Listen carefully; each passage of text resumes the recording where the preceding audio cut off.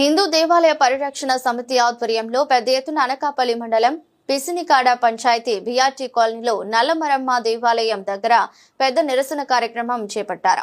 ఈ సందర్భంగా హిందూ దేవాలయ పరిరక్షణ సమితి రాష్ట్ర ఉపాధ్యక్షుడు కొనతాల అప్పలరాజు మాట్లాడుతూ నల్లమారమ్మ తల్లి దేవస్థానం పునర్నిర్మాణం చేస్తున్నప్పుడు కాలనీకి చెందిన ఒక వ్యక్తి అడ్డుపడుతున్నారని, మరొకసారి అమ్మవారి దేవస్థానం విషయంలో అడ్డుపడితే ఆ వ్యక్తికి తగిన బుద్ధి చెప్తామని హెచ్చరించారు.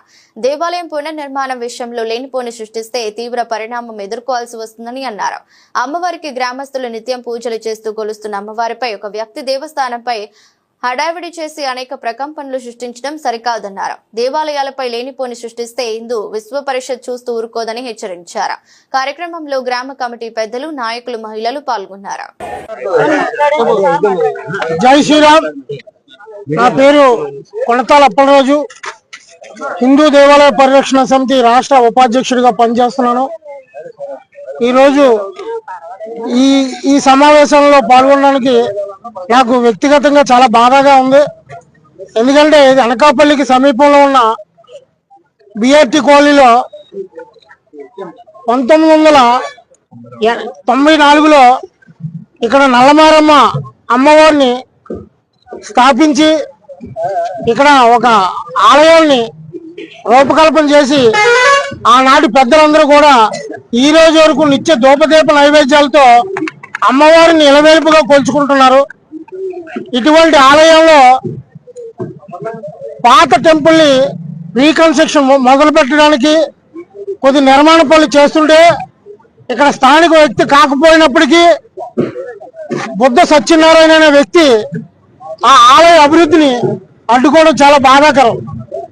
ఎందుకంటే హిందూ దేవాలయ పరిరక్షణ సమితి అంటే హిందూ దేవాలయాలను కాపాడుకోవడం, హిందూ దేవాలయాల తాలూకు ఆస్తులు కానీ స్థిరాస్తులు కానీ సంరక్షించడమే మా తాలూకా ప్రథమ ఉద్దేశం.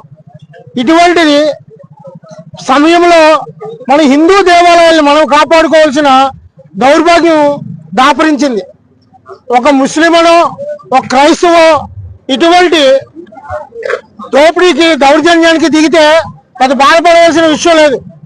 ఒక హిందూ అయి ఉండి కూడా ఒక బ్రోకరు, ఒక దళారి, స్థానికంగా ఇక్కడ ఉన్న వ్యక్తి కూడా కాదు, ఎక్కడో పుట్టి పెరిగి అక్కడ చేసిన యదవపల్లికి పోలీసులను తప్పించుకొని ఇక్కడ నివసిస్తూ ఉన్న ఈ బుద్ధ సత్యనారాయణ అనే ఒక మూర్ఖుడు, ఒక యదవ ఈ ఆలయ అభివృద్ధిని అడ్డుకుంటున్నాడు.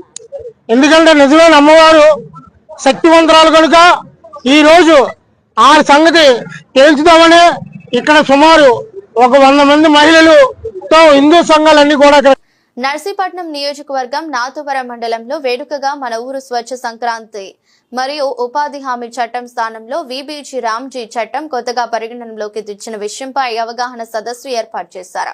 కార్యక్రమానికి ముఖ్య అతిథులుగా తాండవ chairman Karaka Satyanarayana, Narsipatnam Janasena incharge Suryachandra పాల్గొనగా party అధ్యక్షులు నందిపల్లి రమణ ఆధ్వర్యంలో జరిగిన కార్యక్రమాలకు ఎంపీడీఓ ఎం సత్య శ్రీనివాస్ మరియు మండల